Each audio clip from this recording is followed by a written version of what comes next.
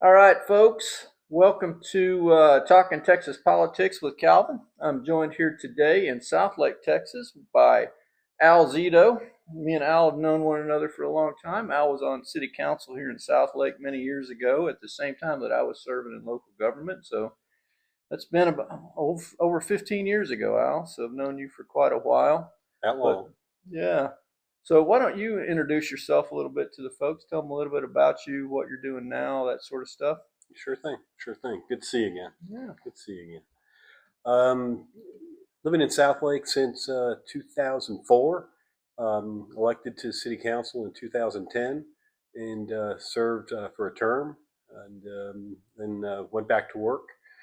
Uh, had a my own business for quite a few years and now happily retired, waiting for my wife to catch up and retire with me.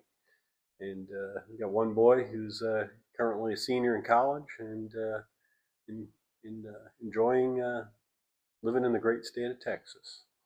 Love our Texas. Well, awesome. Well, thanks again for joining us. And so, when you were serving on city council here in Southlake, you were very active about reducing some of the city debt, maybe addressing some of the high property taxes. Can you share with the folks kind of what you did there? Yeah, sure. Very quickly, after going through the first budget process, I saw how the city was orchestrating their finances from a revenue standpoint and expenditure standpoint, and saw that we were in what I considered to be significant debt. Not high comparatively to other surrounding cities and towns, but it was a bit high in regards to the amount of debt service that we had. So I sat down with the city manager and CFO and other council members, and we started to figure out what would be the best path forward from a sustainable standpoint on how we can provide all the city services in a very high service oriented city like Southlake, and be responsible to the taxpayers from a taxation standpoint. And one of the things that stood out like a sore thumb was the amount of debt service that we had. And so we looked at what our policies were at the time and how we looked at debt, and we instituted new policies to go ahead and at that time the goal was to be debt free within about 10 years. Um, a taxing entity being debt free probably is not a realistic thing in today's day when fixing roads and infrastructure and maintenance of certain things is very expensive. There may be need for certain debt at certain times, but to keep it down at a reasonable level. So as those policies went into effect uh, and the debt service started coming down, um, Southlake's tax base was still going up a little bit, particularly on the sales tax side, and still a little bit of development, but mostly built out now.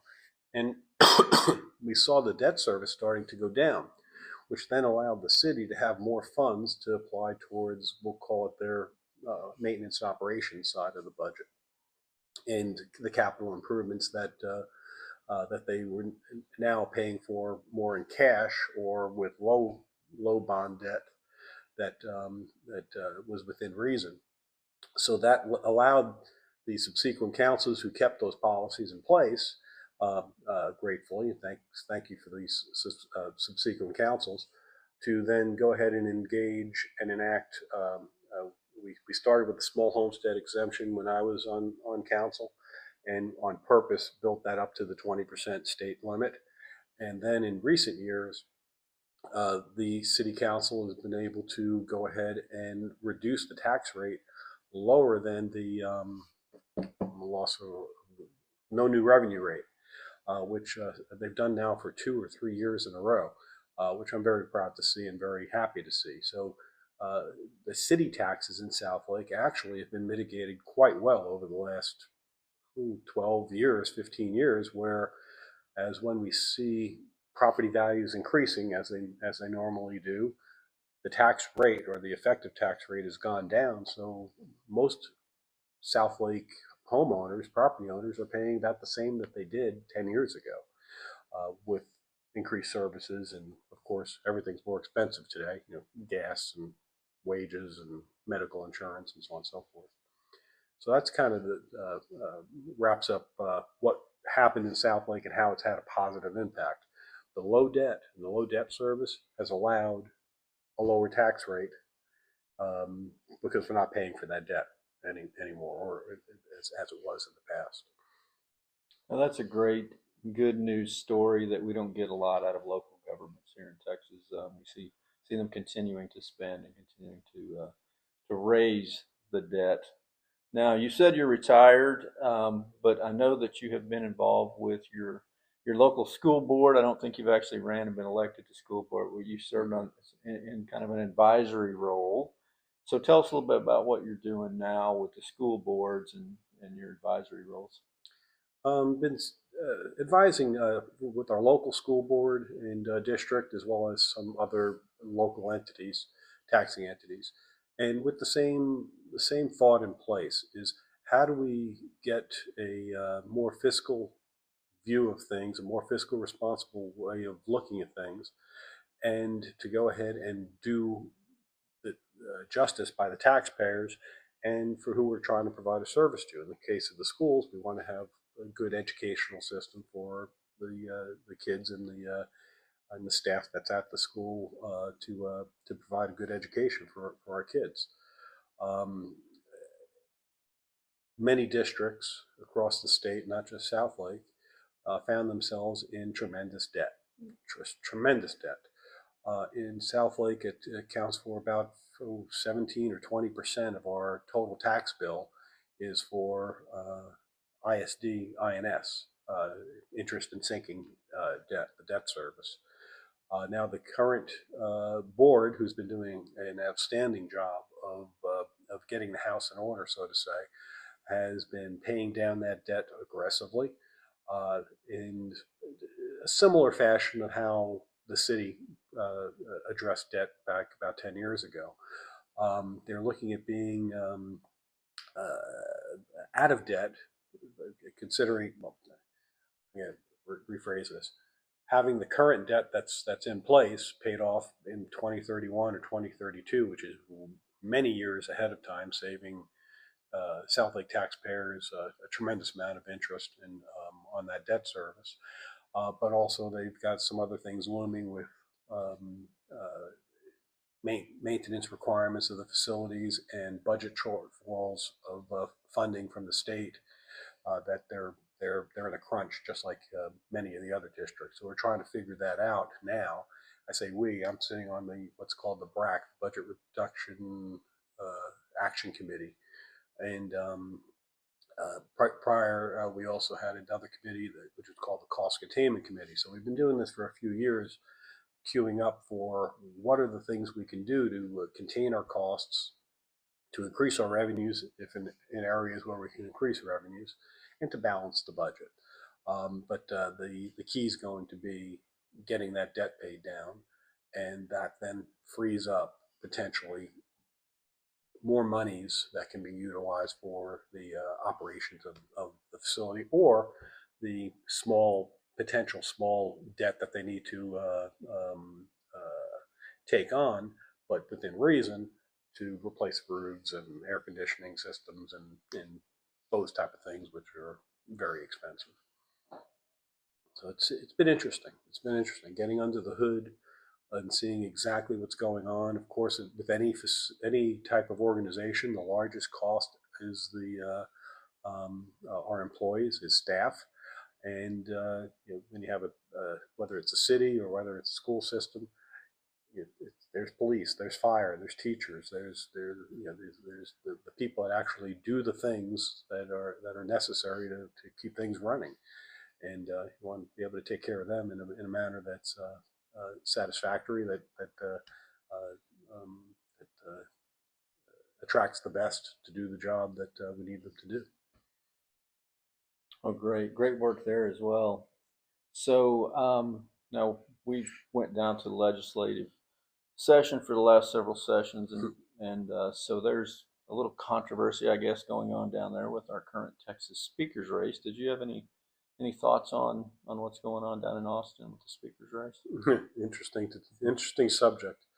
The Texas speaker has historically, since Joe Strauss, has been a problem position within the organization down there within the House. That the speaker's taken on way too much power. Has taken on way too much quid pro quo with how they manipulate votes and how they manipulate things down there.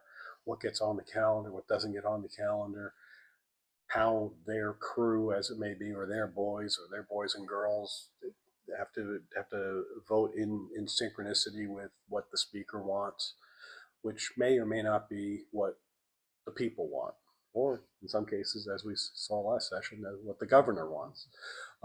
So it's an interesting dynamic.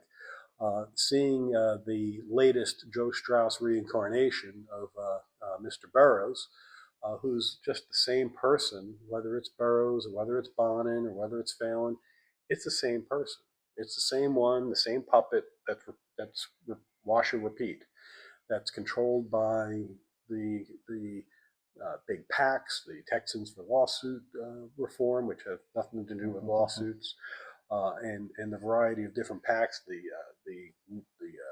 casino stuff that's coming in hard and strong, and how these big PACs are in control of what happens in our legislature, and how the cabal, as I call it, of Joe Strauss, if it's Burroughs 4.0, is just the same person that's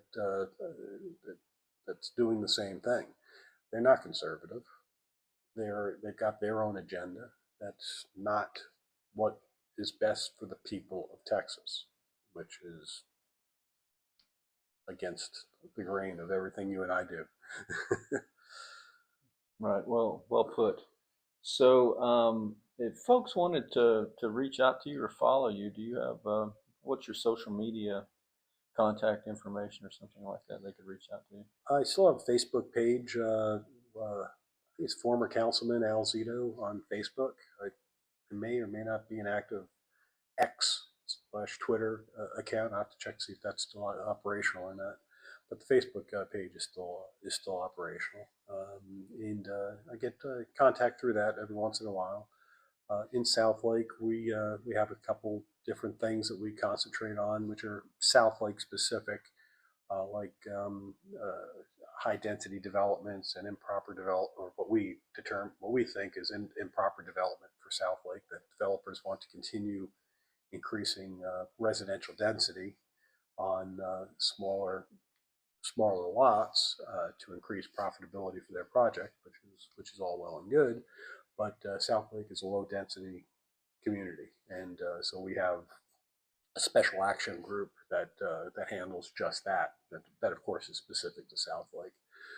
But the best place would be probably that Facebook area, that Facebook page. Former councilman Al Zito, I think is what it. I think so. I bet that folks can find it. So go take a look at Al's Facebook page. Again, we thank you, Al, for taking a few minutes and also inviting us into your home. Absolutely. So this is Talking Politics with Calvin. Thank you for joining us, and God bless you, and God bless Texas.